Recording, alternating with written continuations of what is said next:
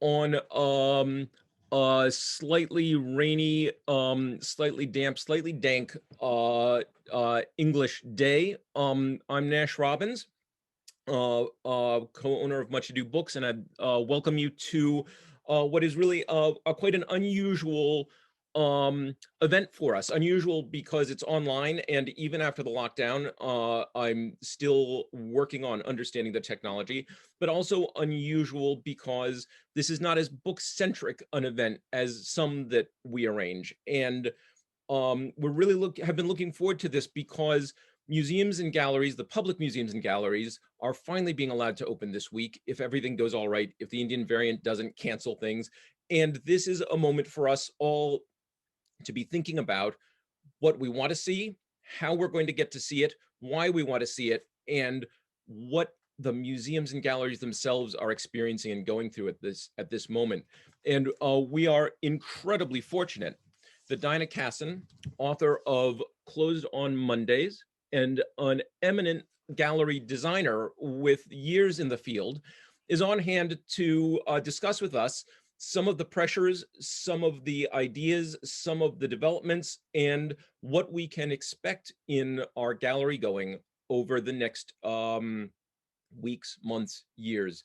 I would like to say that we would very much welcome your individual responses. If you've got ideas, I've had a few emails from some of you with some topics to suggest that I'll be bringing up as we go. You should all have a chat function available to you, and I will be trying to monitor that and bring up those topics to discuss with Dinah. And of course, they'll be shared with everybody who can figure out using the chat function. So it's all up in the air. This week, some very interesting shows just in East Sussex. Most of you, I hope, get our e-newsletter, which had an extensive list of East Sussex gallery openings with links. I would want particularly to point out the John Nash exhibit at the Towner, which finally gives due to an underrated artist whose varied talents come to the fore and are finally given the space to shine. And we've heard some very good things about it. Really looking forward to it.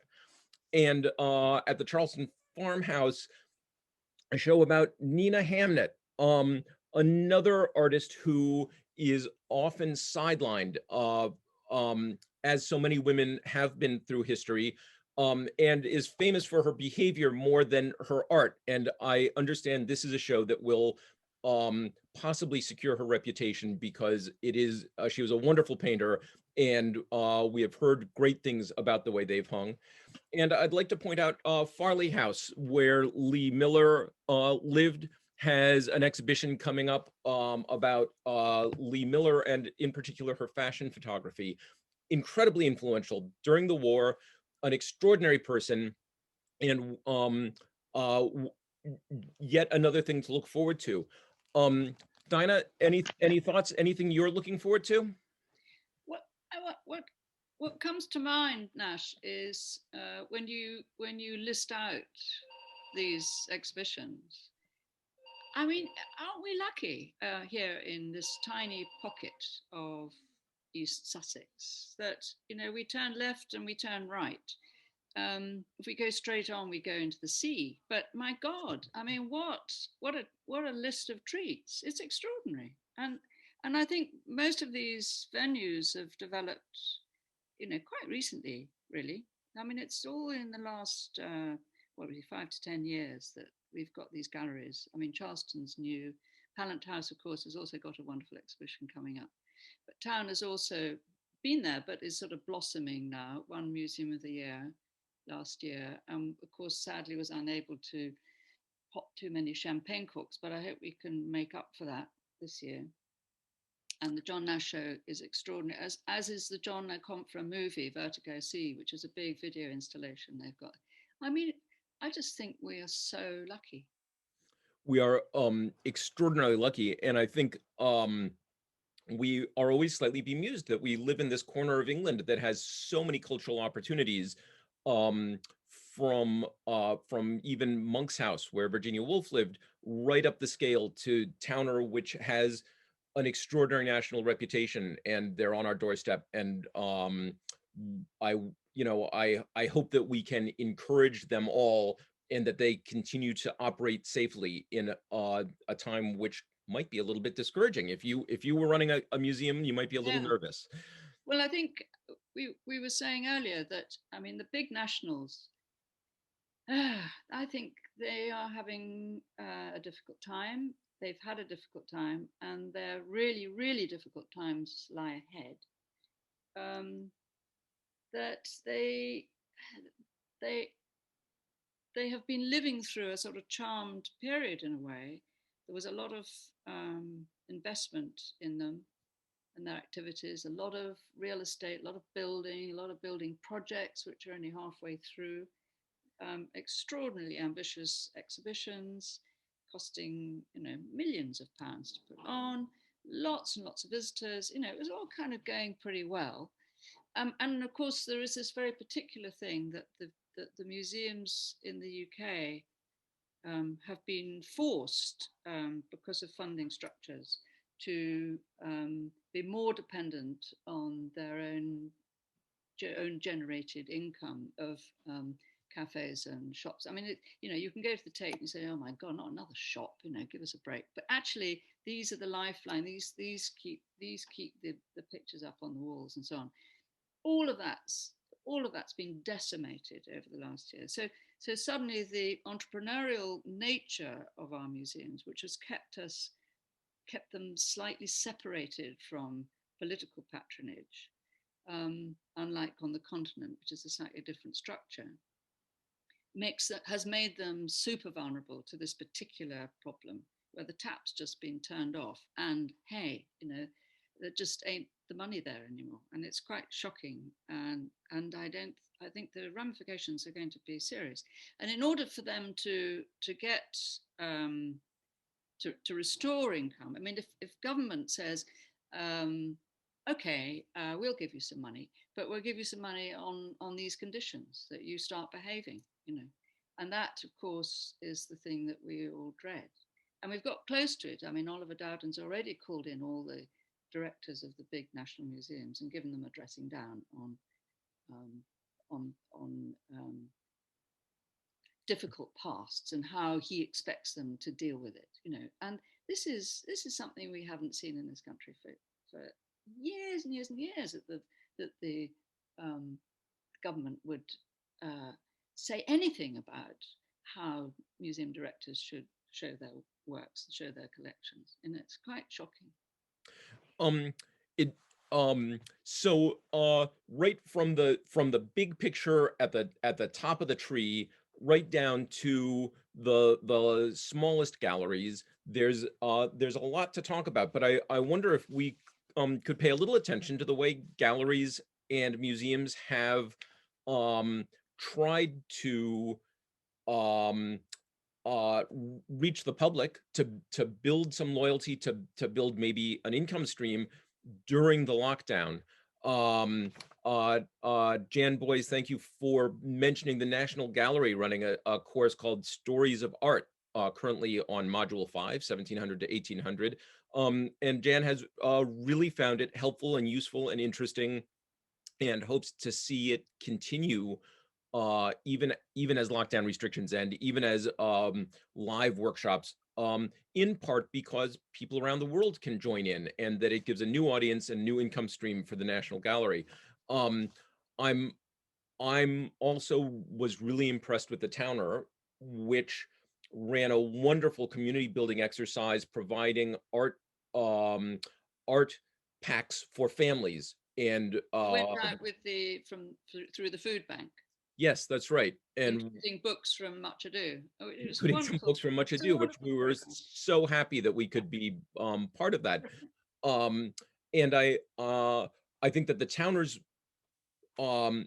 imaginative response to the lockdown is very much a community building effort, in a way that the National Gallery, for instance, I'm not sure that they have the same kind of community relations, but Well, I think if really, you're the director of the National Gallery or the director of the Tate or any of these other big ones, the sort of notion of what is your community is sort of tricky, because you might have I mean, if you go to Tate Modern, your community is a very curious bunch of very expensive apartments. I mean, really? I mean, what is this community? Whereas Towner or Hastings Contemporary and all these, they're very aware of their community, and they're able to. Um, they're very nimble. They're very light on their feet, able to be light on their feet. And one of the interesting things, of course, has been that the digital departments of the big museums that used to be in that funny cupboard down the corridor that just used to consume a lot of coffee and nobody used to go and see them.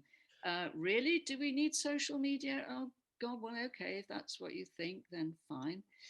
They have suddenly become the front window. They have been the people who've kept the museums alive. They're the people who've kept the the notion of museum and art in people's living rooms, And so there's been a very interesting reversal, because I think that the curators who are normally the frontline people have been slightly sort of pushed back on their, and I think it's going to be difficult for them to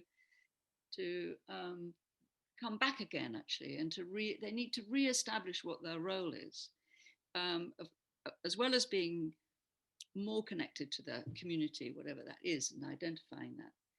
They have to also accept that this community, that the visitors, they want to say in this, they want to be involved in what's happening. They don't want to just be fed stuff. But there's a very interesting side issue to the digital world of art. I think when I went to art school, we used to have art history lessons most mornings, and we would sit in an auditorium and have these slides that would come up on the wall in front of us, and they were incredibly good lectures and so on, but everything was the same size. So whether it was a massive great Veronese with 600 figures in it, or it was the Mona Lisa, or it was a Degas, or it was everything was the same size. It was what was on the wall, right? So the sort of shock of the real thing was often about scale. It wasn't so much about detail or about color or something. It was about scale. You think, what? It's only that big? Or, my God, it's that big. And so I'm hope that somehow or other the sort of digital diet that everyone's been on will encourage people actually to go back and see the real thing and confront the real thing, because it's not only scale and color, it's the smell, it's the smell of it, and it gives off a sort of aura somehow. I don't mean the Walter Benjamin aura, but I just mean that it just somehow, the real thing can give off this something which is you can't get off a screen, And I think also that we're so polluted by zooming and zoomness that to pull the art out of that into the real world again is going to be really very nice and very important. The screen seems to me to flatten information and make it harder to process different elements of information and put it into some sort of context in a way that the seeing the original is a completely other experience, and the Yeah. surprise of it can be so valuable. Yeah. But Lynn Brown, thank you for your contribution. Had online art lessons and great activities for children used during homeschooling, as did Ditchling, for instance, that did a great job at developing a program to support parents and homeschooling. And that element of reaching out and providing something that people needed was a great moment for the museums that took advantage of it. I think that's been absolutely wonderful, and I've sat in on lots of those things, and they're incredibly moving, really, because I think they've been delivered by people with the artists that have done the work have been so incredibly sensitive and brilliant, absolutely brilliant.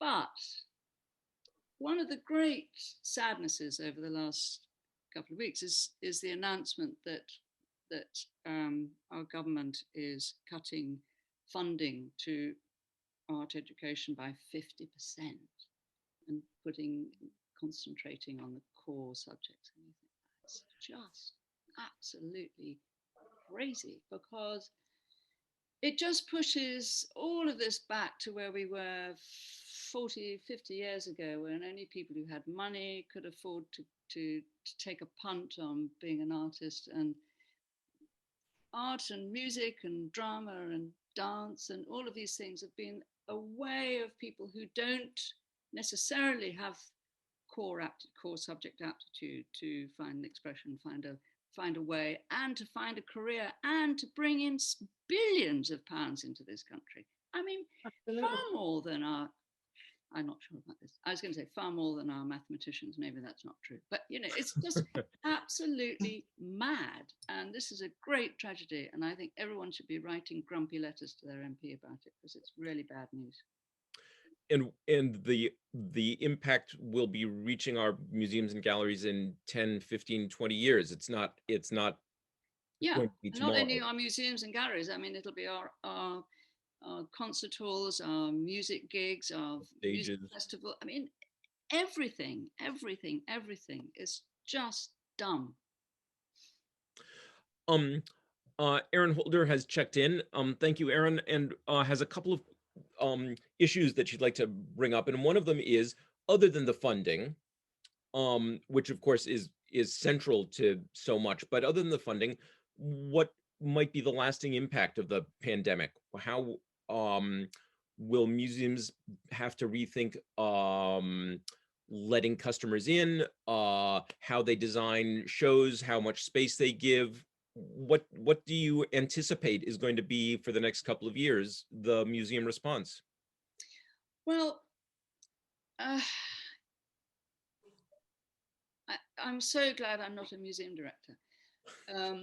What you desperately need is to get your visitors back, because they not only give you purpose, but they also buy coffee and books and lunches and all of that. One of the joys of the pandemic, if I'm able to say that, is that it's possible to go to the galleries and the museums and actually see the work on the wall. I mean, because the visitor numbers are so down that actually it's quite a pleasant experience. It's kind of wonderful. So, but that's just self-indulgent. And I think the reality is that all museums are going to be desperate to get their visitors back, to get their income stream back. And that means that they're going to have to reach out and try this and try that. I think that it's going to be a lot more participatory, a lot more interaction, a lot more listening to people. Actually, I think the sort of shift has moved from the curators who are kind of saying, this is my idea and this is what I'm telling you about. And if you don't like it, that's tough. To, I think, visitors having an effect on what they see, how they see it, asking questions which they're going to want to be answered in some way, which might be very, very friendly, benign, creative questions. I'm not saying it's hostility. It's just that I think the boot has shifted onto the other foot now, and it's going to be very interesting to see what happens. I'm not crystal balling here. I'm not terribly sure, but it'll feel different. I would imagine that museums are going to have to think about timing visitors and ticketing events in order to keep numbers at whatever level is correct. Of course, providing hand sanitizer, which in a museum context could feel a little tricky. And of course, visitors will be wearing masks, which will change the experience profoundly. And I don't know whether there's anything in terms of gallery design that museums can do in response to those kind of pressures. Well, one of the big problems with a lot of the work that my company Casson has done and is still doing, and has designed in a slightly different moment, is most interaction is about, touching things. You're touching screens, you're touching buttons, you're touching, you're feeling. And a lot of things are action, movement activated and so on, increasingly so, of course. But these sorts of things are presenting museums with all sorts of COVID type issues, and science centres in particular, where you are actually doing very physical things, and you see kids all coming together and doing things together and all this, which is fantastic for learning.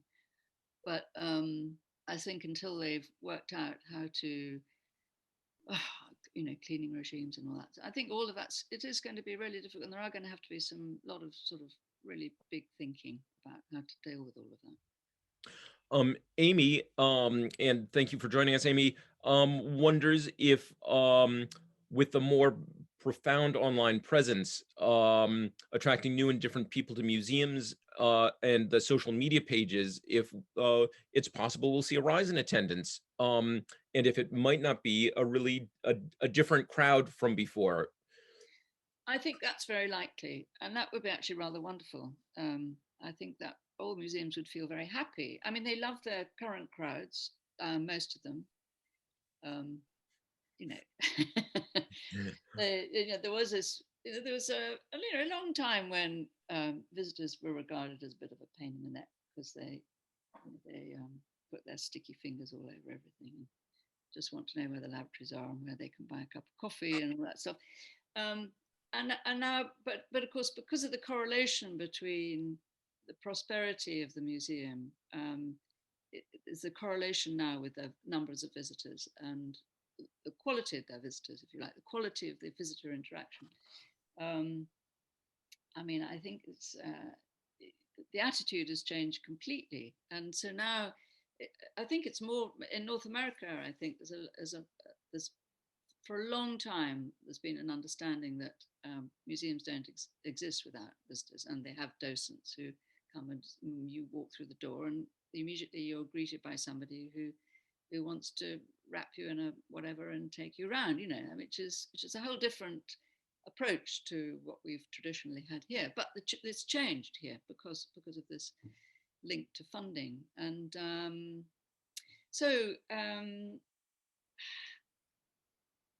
I think I don't know what to say really about this. I think it's just so hard to know how museums are going to cope with it.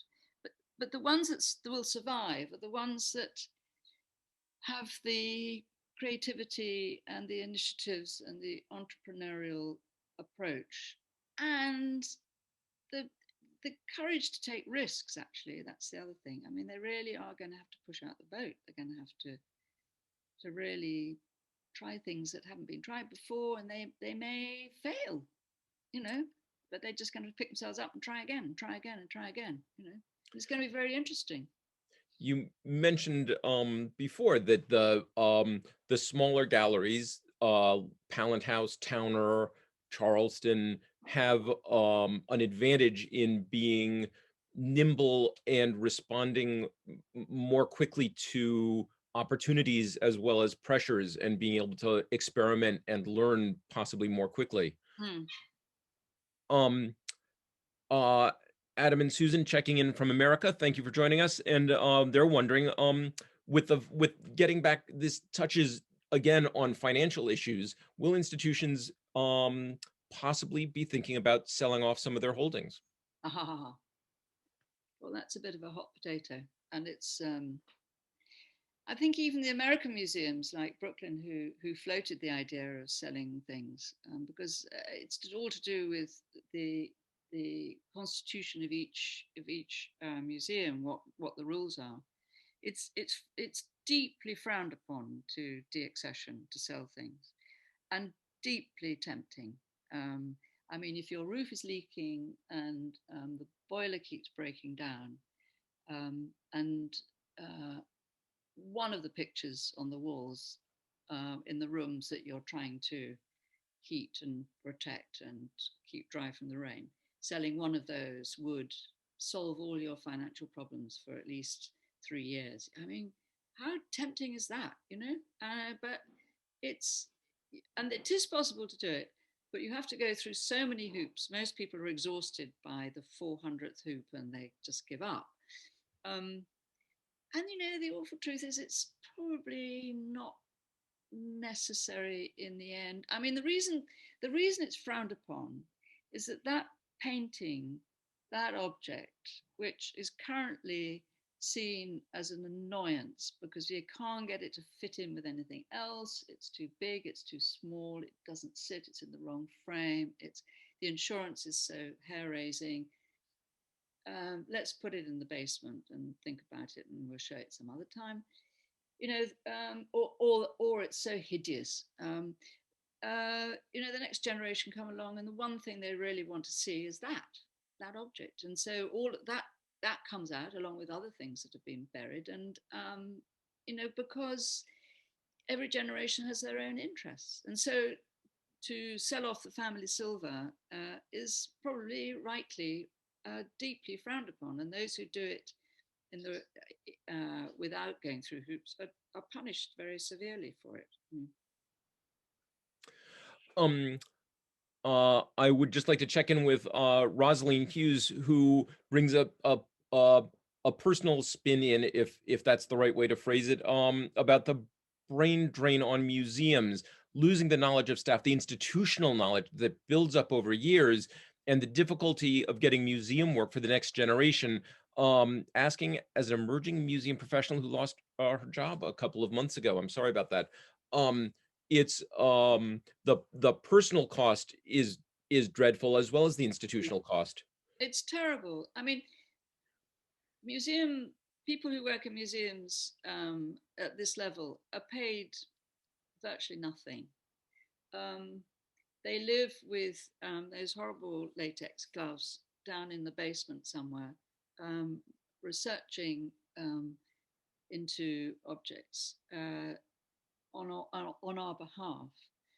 And that knowledge and the collective knowledge, as you say, of the whole institute. I mean, it's you can't you can't you can't buy that. You can't go back to the shop and buy that. It takes years and years and years, and it's sort of not terribly sexy.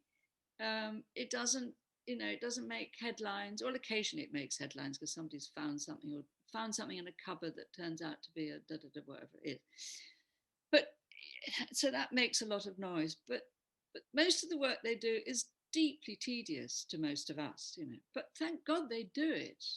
It means that we do know about things in the end, and it's their research and their knowledge that is so incredibly invaluable. I mean, it's invaluable, and it is. She's right. There's a brain drain, and it's going out. It's going out through the door. I mean, it's tragic. It's tragic. It's tragic. And I don't know.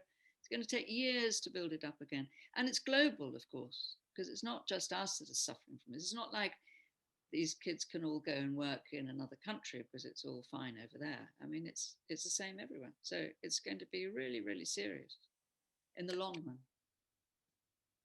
Um, uh, your profession, you were a gallery designer. You worked with museums all over the world on extraordinary projects. And Mara, thank you for joining us. Emailed a question earlier about is it possible that gallery designers sometimes possibly might go too far? He says hesitantly.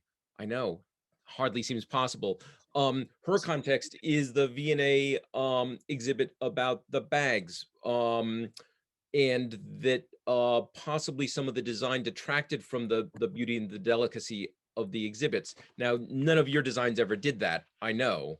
No, they were perfect. Of course, but it must be a danger. It's a huge danger, and it's very often the design is the thing that holds a rather disparate collection of objects together, to make a kind of an exhibit which feels like one thing. Um, and I think we're a little bit like theatre designers. If we overdo it, we dominate the action, and there are a lot of complaints, and yet if we underdo it, then the complaints that there's it's all a bit grey and dreary. So we tread a very delicate line between uh, um, well, our job is to support. Our job is to support the hypothesis of the exhibition that's been put together.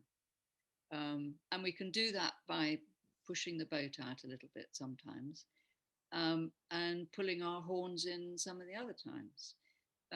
The objects, the topic has to be the thing that comes first. I haven't seen this. I haven't seen the V&A bag exhibition, um, and I can imagine what it could be like. And maybe the designer thought, hell, how am I going to make these bags kind of glue together, because they're all such a kind of motley lot. But I think one has to have faith in the objects. You have to have faith in the curator's selection of objects, and you have to try and work with them to make the objects be the thing that is singing, and not your own work. But I mean, for example, I don't know how many people remember the Tutankhamun first exhibition that came here back in a long time ago, maybe in the 60s, 70s. And it was put into a completely black room, and it was dark, and it was, well, that was pretty memorable and quite wonderful, actually. And said so much about the exhibits that the exhibits weren't able to say for themselves, about tombs and darkness and mystery and that. So, sometimes making a strong move can be magical and memorable. Is it allowed to be more memorable than the objects that you looked at? I'm not really very sure.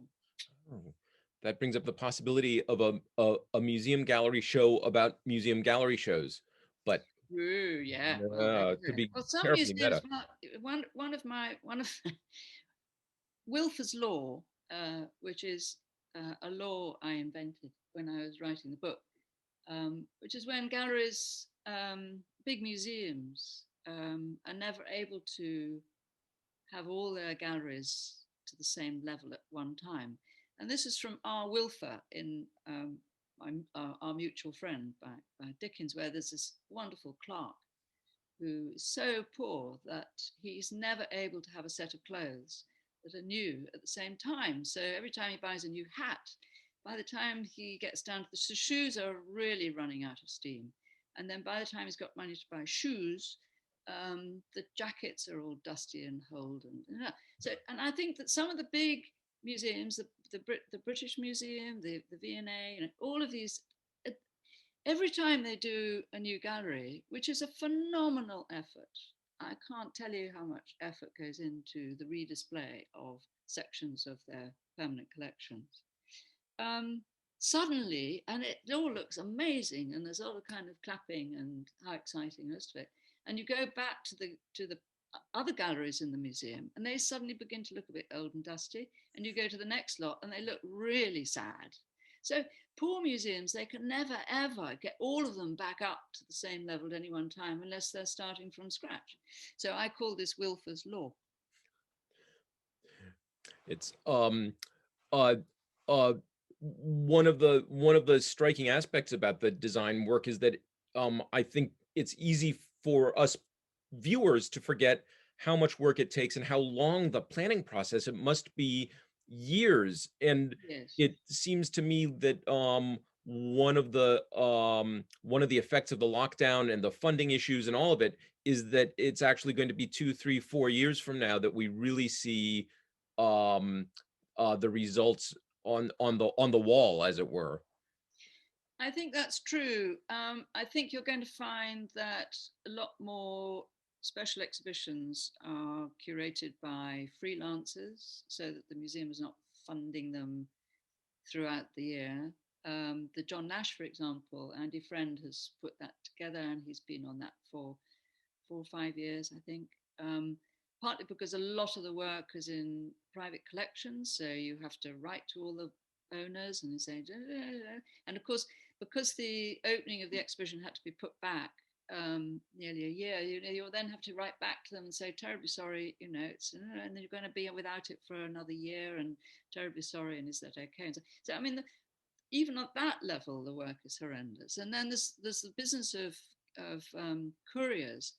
If you have an exhibition of handbags that are coming from all over the world in different museums, they're brought to this new place with by a courier who's had the handbag sitting next to them on an airplane, and they spend the night and they watch the cabinet being opened and the bag being put in place, and they watch the cabinet being closed, and then they get their airplane back home again, and that cabinet can't be opened again. So you can't suddenly say, oh, what? Oh God, we forgot to put this one in. Quick, shove it in.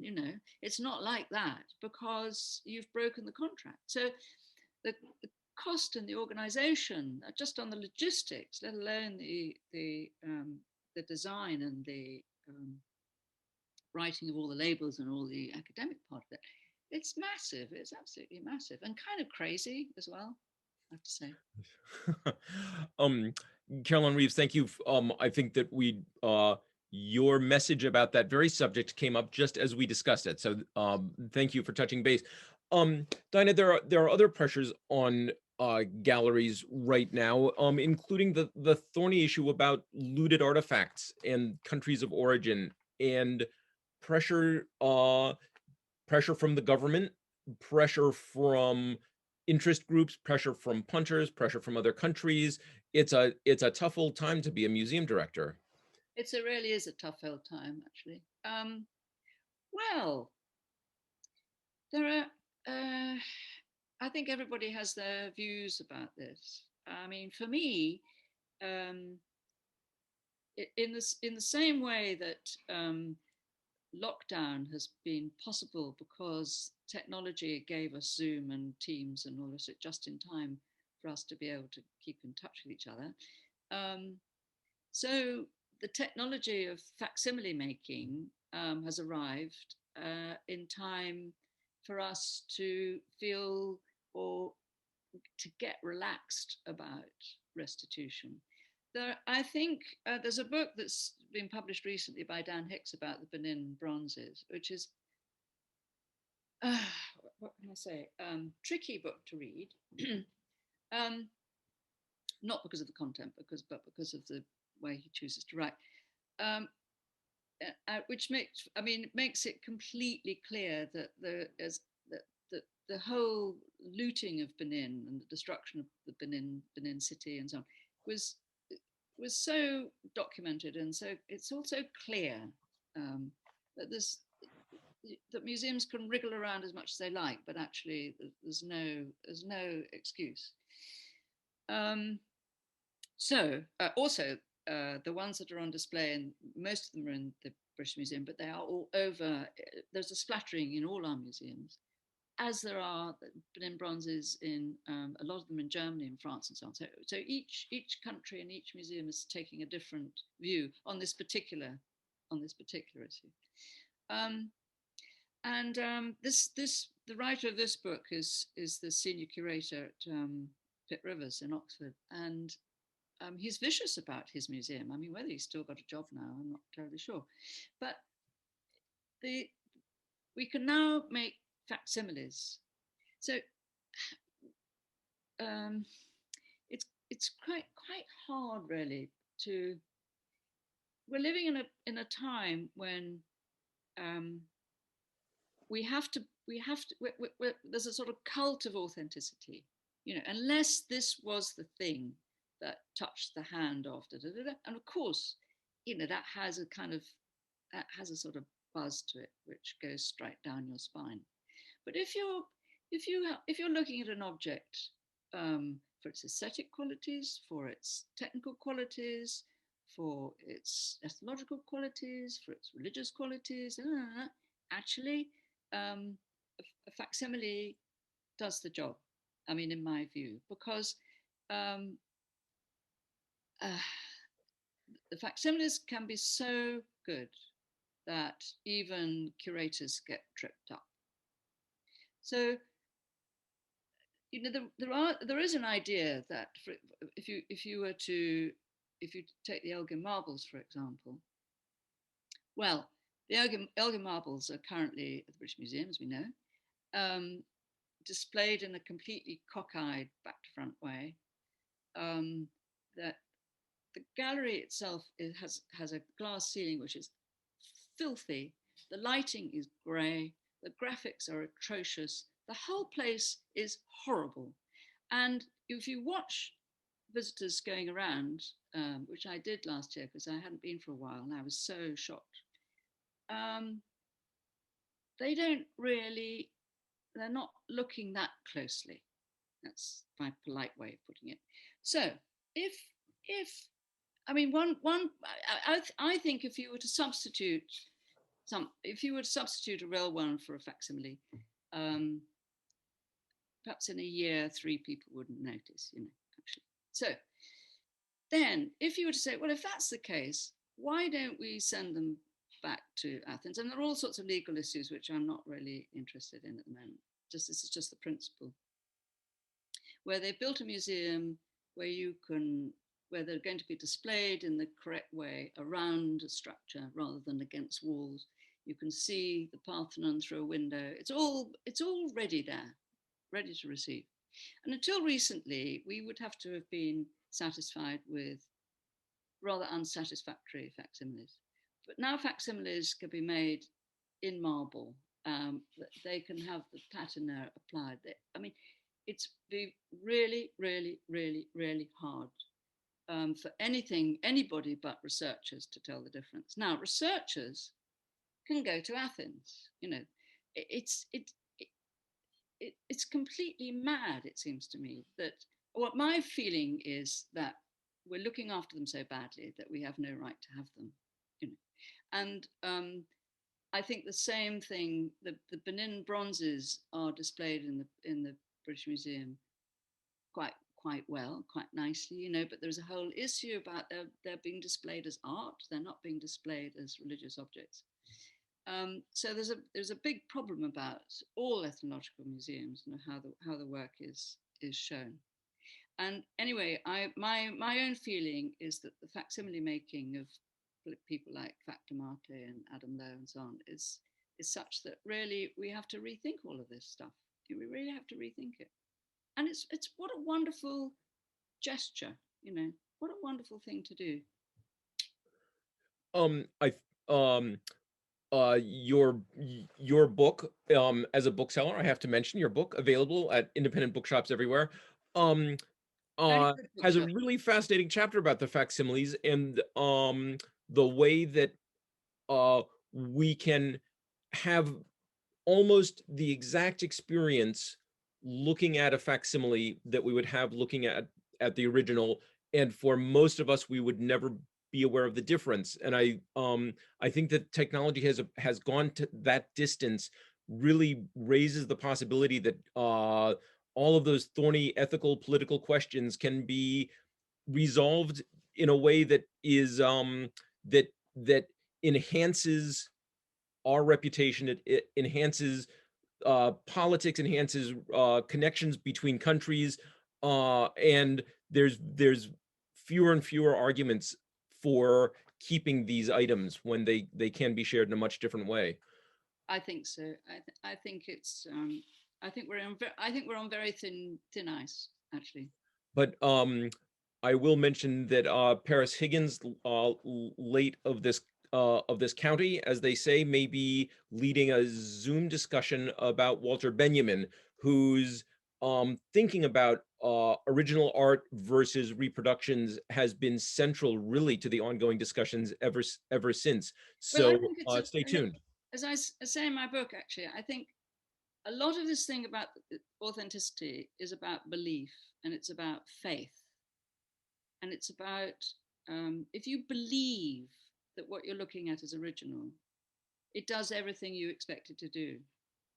If you then find out that it's a facsimile, the ground disappears from under your feet. But it's to do with. I mean, you could argue, you see, that if you don't tell anybody, and nobody's going to notice. What's the problem? But of course, we don't want to do that. We believe that the truth is. I mean, we have to say, of course, we'd have to say, but it is this thing of somehow separating out this thing of believing that only the authentic thing is doing it for me, And in the book, I talk a lot about the Veronese portrait and painting in Venice. And indeed, somebody has written a much bigger book about this now under the this looting of Napoleon and so on. But that's a really very interesting story of this painting, that the facsimile is now in the right city, in the right building, in the right room, at the right height, with the right light, at the right height.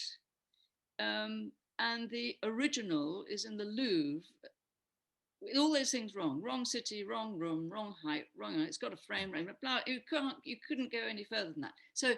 So which carries, well, we know which one's authentic, but which has more authority and which has more to teach us. And the other really, really, really interesting thing, of course, is that the facsimile in Venice is in a room which doesn't have air conditioning and doesn't have filtered UV light. And it's just a room with sunlight pouring in, with humidity off the canal. And it is as the painting was, the place that the painting was made for, when one didn't worry about things like that. So if you were to put the original, the authentic object back into Venice and have the facsimile in Paris, for example, poor old Venice would be confronted by the fact that they would have to have air conditioning, they'd have to filter the light, they'd have to reduce it, all that stuff. As it is, the facsimile can lift us into a whole other world, which is just so exciting. It's wonderful. So I think it's about time for us to possibly sum up, and I would observe that the challenges facing galleries, financial, ethical, practical, are all quite alarming, especially for people in the museum world. But there is reason for optimism. There is reason. We're in a country with a tradition of valuing art and objects and history, and we are fortunate to have professionals in place who have imaginative responses to all of these challenges. I think we are incredibly lucky, and I think also that people feel very protective and very warmly about their art museums and the big collection, their big national collections, and as indeed they feel very warmly about their local art museums and local galleries and so on. There's enormous sort of protective warmth, I think, that holds them, which is terrific and wonderful. And I think, and there's one other local little museum round us, which we mustn't forget, which is the one I'm sitting in at the minute, above your shop, which is just fabulous. And I mean, since lockdown, you've put it together, and I don't think anybody's seen it yet. So I mean, that's a treat and a half. Well, And you have to book to thank come you. and I'm see glad you're enjoying it. We I would like to invite everybody watching to think about where you're going to be going over the next weeks and months, and also how you can support those museums, becoming politically active, making your voice heard, making people understand that you value the opportunities and that other people can value them as well is really important for all of us. it. I would like to thank you all for joining us. What a nice evening. Dinah, I would like to thank you most especially. We are incredibly fortunate that you could cast an insider's light on all of these issues, and there will be much more going on in coming weeks and months, and we'll all be watching with great curiosity. But right now, I'd suggest everybody, why don't you unmute yourselves, and if you've a glass, raise your glass to Dinah, and to the future of museums all over the country, all over the world. Adam and Susan, thank you so much for joining us. Here's to culture. Let's hope there's lots more of it. Thank It's you. culture. Thank Culture. you. Thank you. Thank you. Thank you. Nice to see you, Lucy. Oh, and here's to museums and getting us all going again. This is going to be the thing. We all need Absolutely. Let's go together, Lucy. Yeah, absolutely. Thank you. It's been such an interesting hour. Thank you very much, both of you.